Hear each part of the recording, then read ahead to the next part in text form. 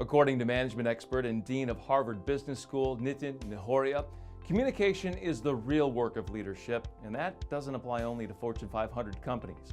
No matter the size of the organization, effective managers must be strong communicators to inspire and lead their teams.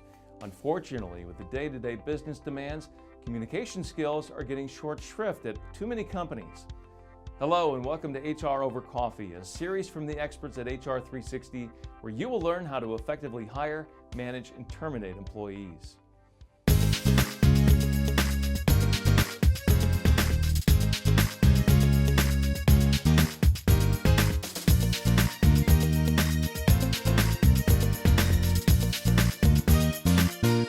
Today, we're going to give you a communication tune-up, a set of strategies and suggestions that will help keep your communication efforts on point. First, understand that whether you realize it or not, you're always communicating. Your office environment, corporate culture, and treatment of customers and employees all say a lot about your company. Each of these contributes to your overall reputation in the marketplace, or if you prefer, your brand.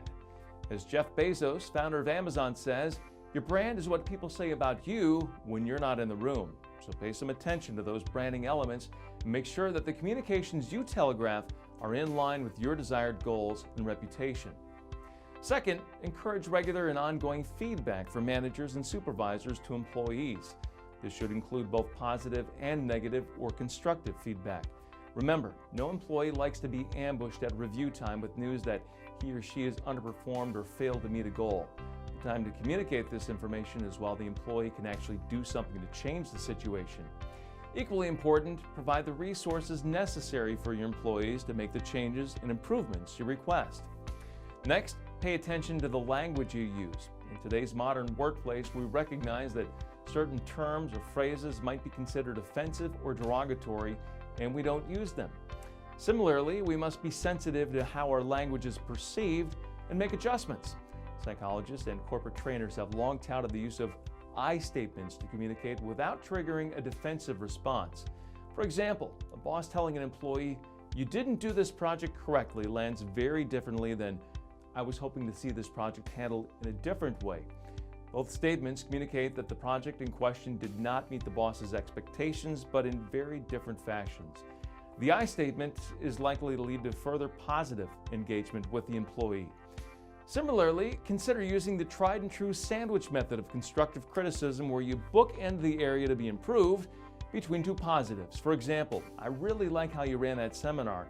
I'd like to see more detail when discussing the financials, but I'm sure you can easily make that change for the next session."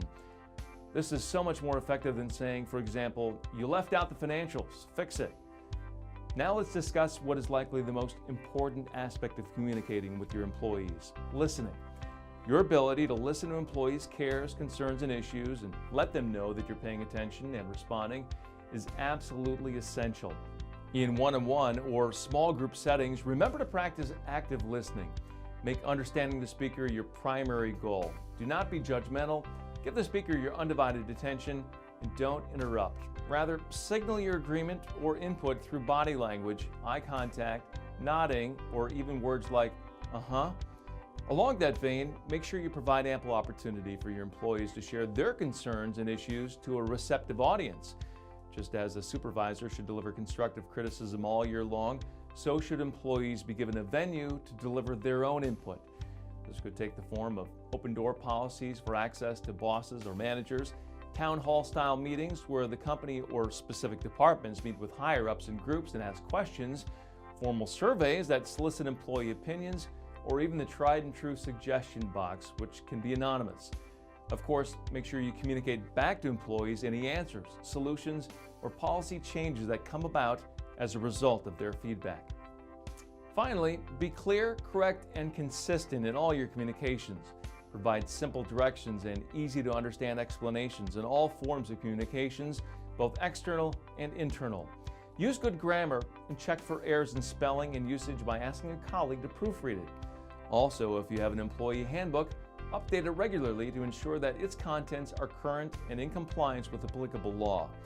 You should also take care to make sure that your communications are consistent across platforms. For example, a policy or procedure in the employee handbook should be echoed on the company intranet, in memos, in emails, and in all verbal communications.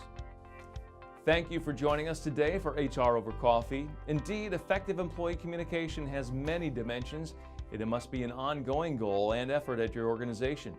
But keeping the basics in mind and practicing them in your daily interactions will serve you well. As we said earlier, you're always communicating, but how well and effectively you do it are up to you. To learn more about HR and benefits management, including how to manage the performance review process, visit us online at hr360.com.